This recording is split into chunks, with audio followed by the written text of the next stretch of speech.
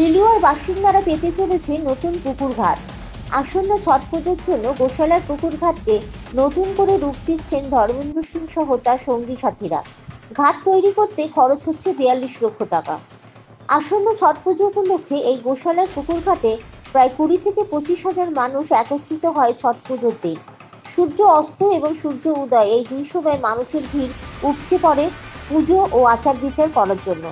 শুধু যে লিলুয়া তা নয়, এই ঘাটে আসে বহু দূর দূরান্ত থেকে মানুষজন ছট পুজো উপলক্ষে।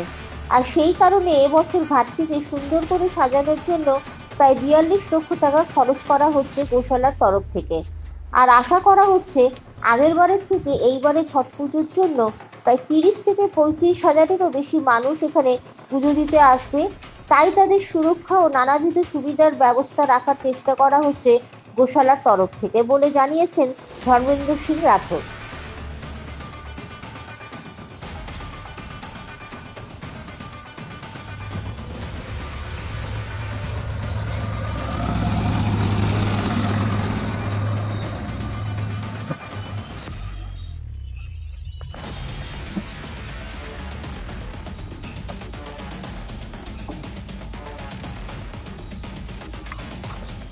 গোশালা আমাদের গোশালাতে মিনিমাম মোটামুটি ধরে রাখুন আপনি 20,000 লোক আছে।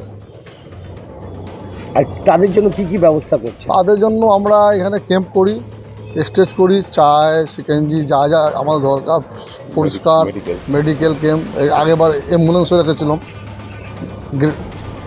সব কিছু যা যা আমরা পারি আমরা সব কিছু করতে পারি। গোশালার ছট পুজোর জন্য আমরা সব কিছু করি। না, ঘাটটা ভেঙে ছিল চারদিক থেকে। এই ঘাটটাকে আমাদের মুখ্যমন্ত্রী ঘাটটাকে ওপেনিং করেন, আপনারা জানেন, মুখ্যমন্ত্রী ওপেনিং করেন।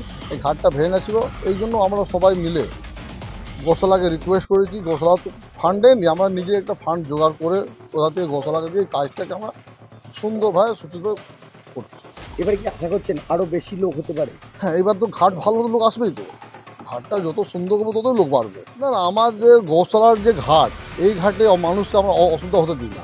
আমরা সেইভাবে ব্যবস্থা রাখি, পুলিশ প্রশাসন আমাদের পুরো হেল্প করে। তারপরে আমরা সব দিই, আমাদের পুকুরের নৌকা ফোকা সব কিছু রাখি, কারণ মানুষ না পড়ে যায়, না কিছু হয়ে যায়, দুর্ঘটনা না ঘটে, সব দিক থেকে আমরা পেয়ে রাখি। খুব সুন্দর রাস্তা, ঘাটে যাওয়া আওয়া সব পরিষ্কার সব রাখি আমরা। হ্যাঁ, লিলুয়াবাসী নতুন ঘাট পেতে চলেছে, এটা বলা হ্যাঁ, লিলুয়াবাসী নতুন ঘাট, হ্যাঁ নতুন ঘাট লিলুয়াবাস পাচ্ছে এইবার। আপনার ধর্মেন্দ্র। छठ पूजा के लिए देखिए, छठ पूजा के लिए बोलना ही नहीं रहता है। छठ पूजा एक आस्था और खास करके अंचल में जो वाला घाट है, एक ही इतना बड़ा घाट है लिलुआ अंचल में। प्राय हमारे 8 वार्ड है, सब के महिलाएं छठ व्रती करते हैं, यहाँ पे आके पूजा करते हैं, उनके व्यवस्था लिए रहते हैं। इस तरह से देखिए, छठ पूजा में अचानक घर से आते हैं, फैमिली आती है, अचानक कुछ सिंदूर हुआ, अगरबत्ती हुआ, कुछ भी ऐसे छठ पूजा की सामग्री भूल जाते, वो लोग को व्यवस्था रहता है। बाद बाकी हमारी प्रशासन भी हमारे साथ रहती है। इतना भीड़ होने के बावजूद तो संभालना मुश्किल हो जाता है। कोई माइकिंग का व्यवस्था रहता है, किसी का फैमिली छोटा बच्चा अगर मिस हो गया उसके लिए हम लोग अनाउंसमेंट करते हैं। हर सारा व्यवस्था यहाँ पे है। और इस बार घाट का जो अवस्था था, हम लोग को 3-4 साल पहले से ही डिमांड था गौशाला की तरफ से कि आप इस घाट को रिपेयरिंग कराइए। तो यहाँ पे धर्मेंद्र भाई रहते हैं, उनसे भी था।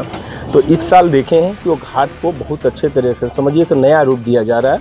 और छठ पूजा से हम चाहते हैं कि 2 दिन पहले घाट पूरी अच्छी तरीके से बन जाए।